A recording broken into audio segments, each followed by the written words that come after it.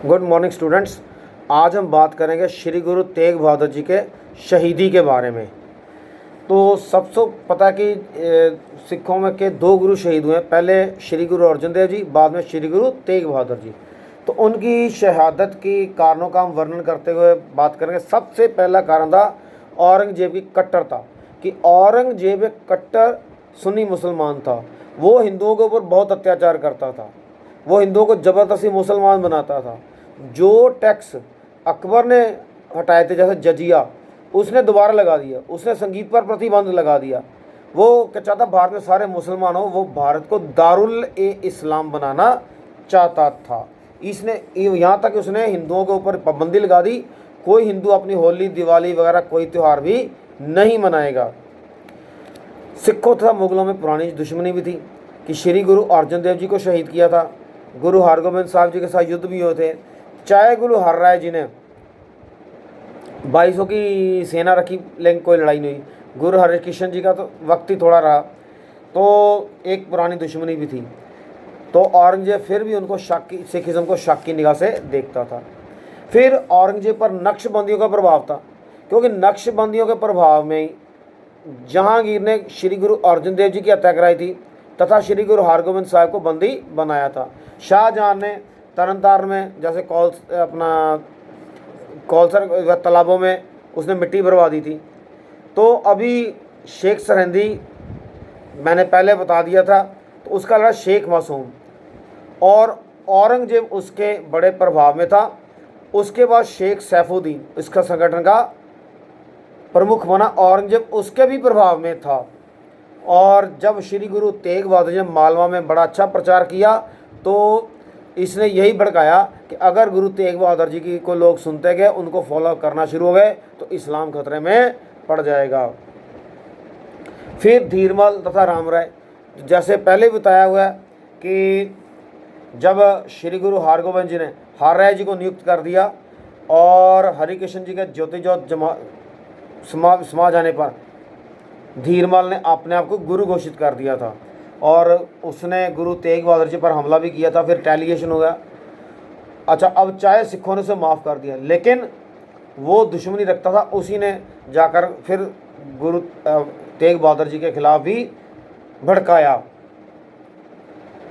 और उसके बाद फिर राजनीतिक तथा सैनिक गतिविधियाँ, ये मुसलमान जो वो मानते हैं कि जो गुरु अर्जन देव जी थे वो सैनिक की करण कर रहे थे सिखों का, और अच्छा उपदेश देने के बजाय वो लोगों को लूटते थे और सारे पंजाब को उजाड़ दिया। तो इसलिए लाहौर औरंगजेब के आदेशानुसार गवर्नर ने गुरु साहब तथा हाफिज़ आदम को गिरफ्तार कर दिया।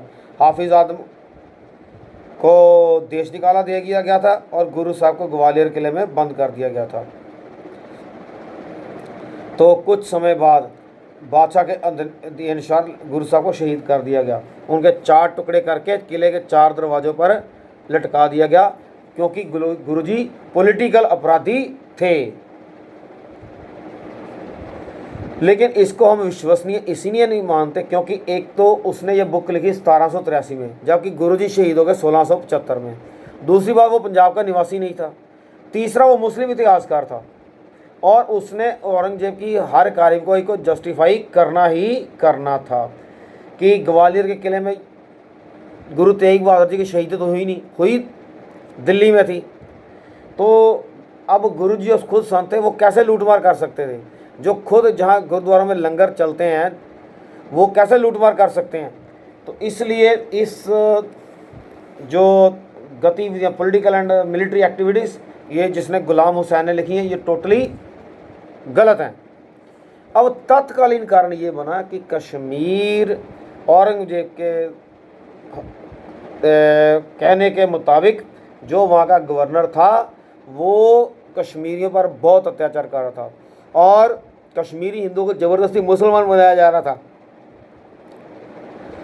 तो अभी भी देखो, जो कश्मीर में ज़्यादातर मुसलमान हैं, लेकिन उनकी कास्ट देखी जाए तो वो सारी ब्राह्मणों वाली कास्ट निकलती हैं, लेकिन अब वो मानने को तैयार नहीं है। लेकिन उनमें से कई मिलिटेंट भी बन गए, लेकिन अपना पिछोकड़ वो भूल गए। तो बाद में अभी बात करता हूँ कि कश्मीरी पंडित हैं, उनके जो नेतृत्व थे पंडित कृपाराम जी कार्य थे, उन्होंने आकर बताया कि गुरुजी, औरंगजेब के कहने पर हमारे ऊपर बहुत अत्याचार हो रहा है, हमें ज़बरदस्ती मुसलमान बनाया जा रहा है, जो नहीं बनते उन्हें मारा जा रहा है, उनकी बहू बेटियों के साथ बलात्कार हो रहे हैं और उनको मारा जा रहा है, उनकी संपत्ति भी लूटी जा रही है, हिंदू औरतों की इज्जत भी वहाँ पर लूटी जा रही है। तो गुरु जी ने उनको कह दिया कि जाओ औरंगजेब से कह दो कि अगर हमारे गुरु जी को मुसलमान बना लिया जाए तो हम भी मुसलमान बनने को तैयार हैं। लेकिन इससे पहले उन्होंने कहा था कि ये घटना किसी महान व्यक्ति की कुर्बानी मांगती है, महान व्यक्ति का बलिदान मांगती है। तो श्री गोविंद राय उस वक्त सिर्फ उम्र 9 साल, और उन्होंने कहा पिताजी आपसे बढ़कर महान कौन हो सकता है, इसलिए आप ही कुर्बानी दीजिए।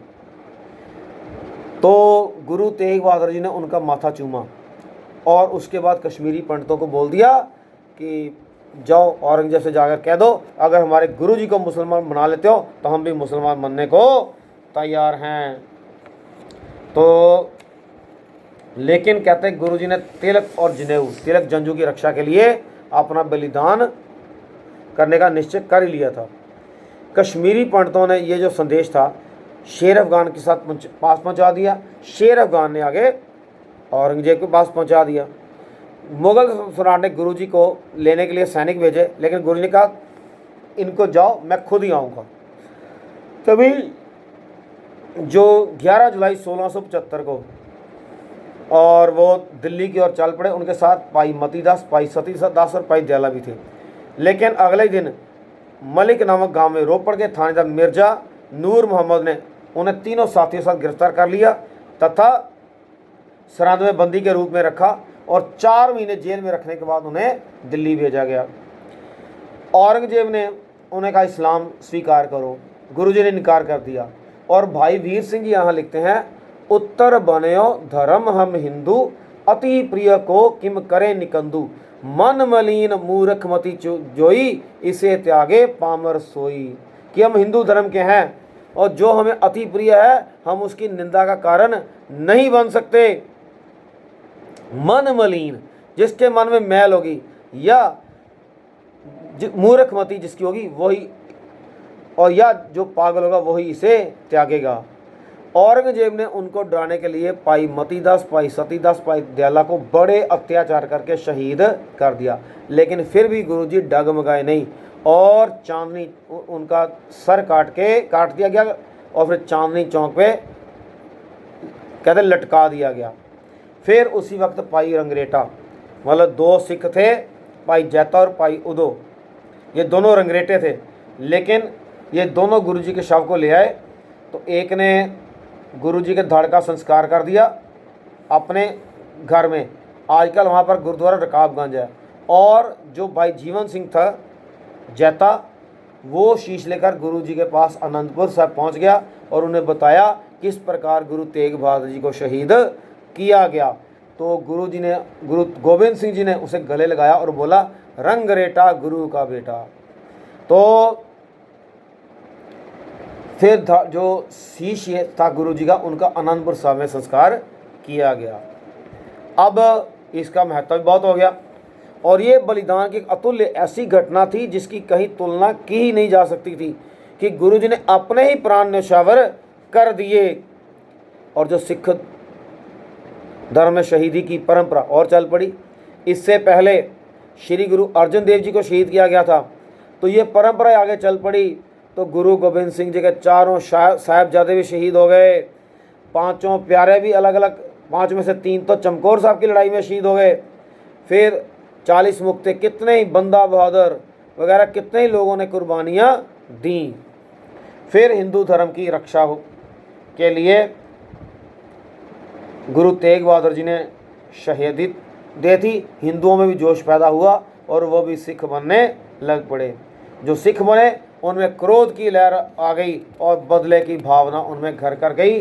वो यही सोचने लगे हम इसका बदला अवश्य लेंगे, क्योंकि पंजाब और भारत के लोग औरंगजेब के अत्याचार से उकताए हुए थे, मुश्किल में थे। अब उन्होंने कहा कि इसका हम मुकाबला करेंगे और इससे क्या हुआ, सिख धर्म की प्रसार बढ़ गया। और इसी को आगे मद्देनजर रखते हुए गुरु गोबिंद सिंह जी ने 13 अप्रैल 1699 को खालसा पंथ की स्थापना कर दी। उसके बाद मुगल संघ और सिखों में संघर्ष शुरू हुआ। गुरु गोबिंद सिंह जी के साथ लड़ाइयाँ हुई, बंदा बहादुर के साथ आगे लड़ाइयाँ होती रहीं, और उसके बाद औरंगजेब का कोई भी अच्छा शासक योग्य नहीं आया। नतीजा क्या? मुगल साम्राज्य का पतन हो गया। Thank you very much and have a nice day. ये थे गुरु तेग बहादुर जी की शहीदी के कारण तथा उनके परिणाम। ठीक है, इनको ज़रा अच्छी तरह सुन लेना और कॉपीज़ पे लिख लेना। Thank you very much, have a nice day again.